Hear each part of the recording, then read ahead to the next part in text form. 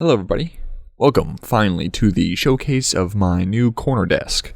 After 1.5 weeks of building it, 2 days of setup, and 12 hours of cable managing, I'm proud to deliver this video to you.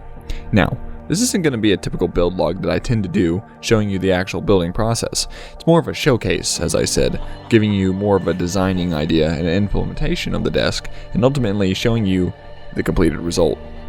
So first I want to show you the old setup. I didn't record much of the old setup, but I did grab a few pictures before I dismantled everything.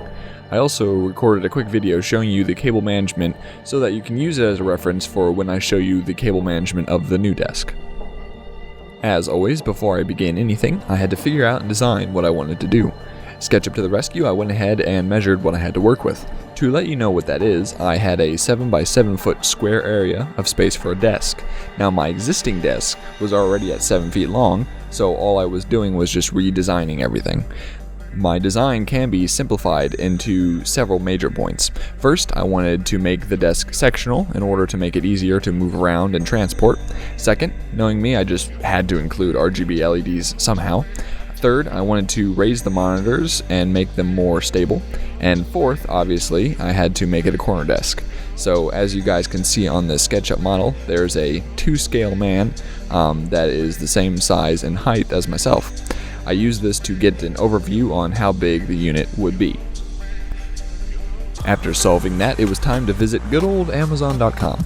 For the build, I ordered 2 RGBW LED light strips, complete kits, 1 D4 wall-mounted RGBW LED touchscreen controller unit, 30 feet of RGBW LED extension cable, 2 25-foot-long HDMI cables, 1 DisplayPort to HDMI active adapter, and 2 120-volt machinery safety switches, which I also used on my wall mount X2 project.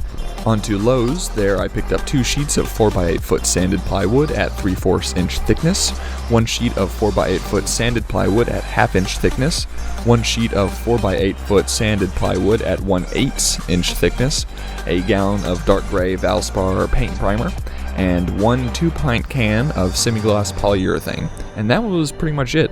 Not as extensive as the wall mount X2 build.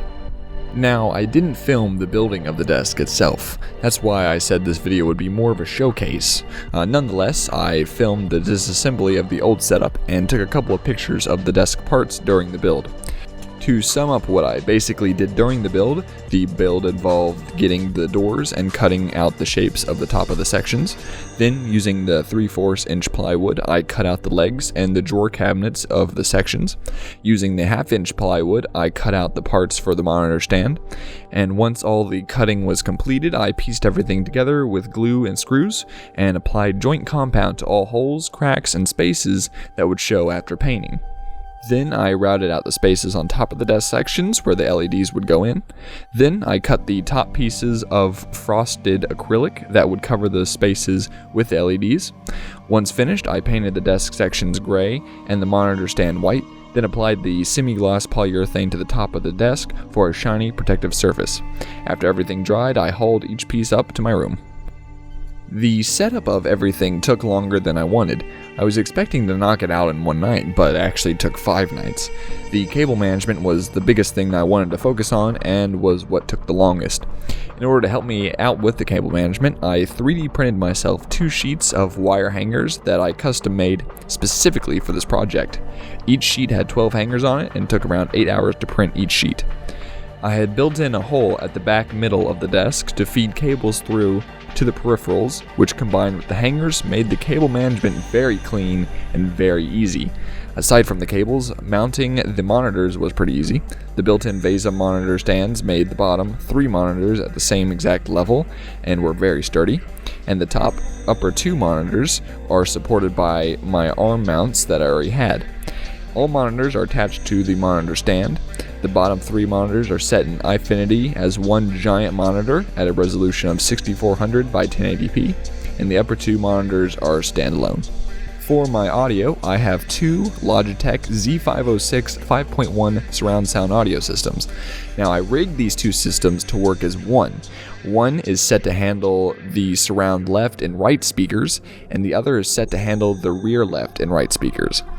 Both of the systems project front, left, and right, and center, and both project as subs, all in sync.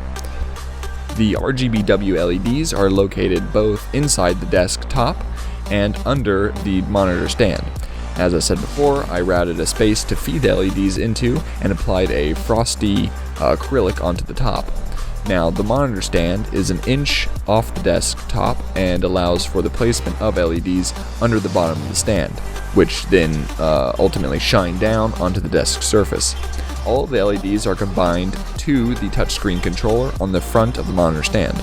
The controller allows you to select a color using the color wheel, power on and off the LEDs, select various color modes such as jump and fade, and allow you to turn on and off the white LEDs, which are part of the strip.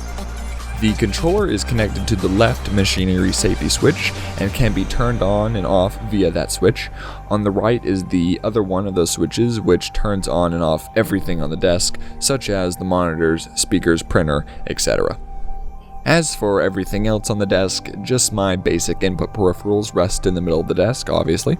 I'm a Logitech fan, so pretty much my keyboard, my programmable game board, and my mouse are Logitech, and I also have an LED mouse pad that I just bought, along with my 16-channel audio mixer, my printer, and my storage hard drives that I use to store all my creative videos on. As for the drawer cabinets, the original plan was to build drawers for it, but I discovered my old drawer system that I had on my other desk fits perfectly inside one of the sides, which was not planned, and the other side houses my trash can. Well, that's all I have for this build. I hope you did enjoy the showcase as much as I liked making everything. I also hope that you have found this desk to be awesome. I know I have. It was a great build, and it complements my studio space very nicely. I plan to use this desk for a while, so I do hope it is up to the task. Anyway, thanks for watching. If you did like this video, be sure to share it with others. A lot of work went into everything, and I would love to show it to as many people as possible. I do have other builds if you do want to check them out. They're on my channel. But other than that, just have a great day.